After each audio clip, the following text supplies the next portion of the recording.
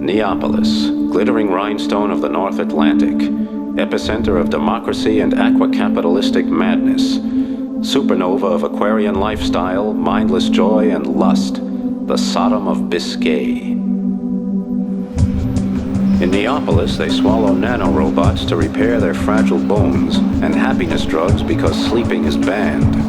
They host opulent diving parties in fancy dolphin basins.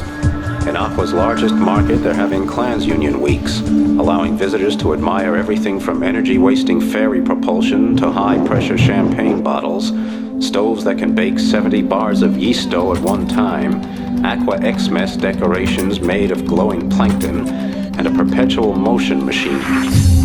In the Museum of the Modern Age, there is even an exhibition of some old rags that are supposed to show the smile of Mona Lisa and the hand of God.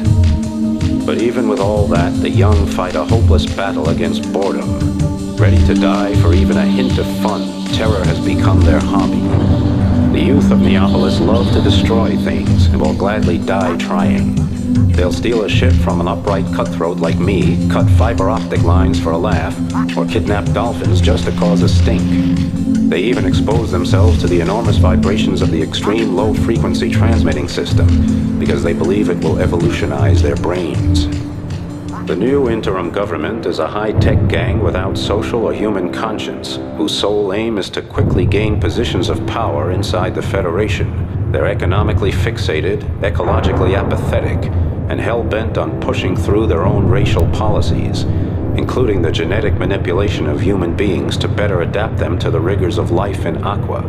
These spawn are worse than the results of the eugenics experiments of the shogunate. One of the old guard, Admiral Cox, a good friend and my mentor during the days of the Biont Wars, doesn't see eye to eye with these democratic developments, which is why he's rebelling. I wouldn't even put it past him to occupy Parliament and take over a data broadcasting station in a surprise coup. And that's when I had to admit I no longer understood Aqua. Had Cox gone power mad? Everything pointed to it, except what Sobinoso Shaka said. She warned me, but then what does she know? I'm an officer of an international task force, and part of that job is keeping my eyes open for officers going off the deep end.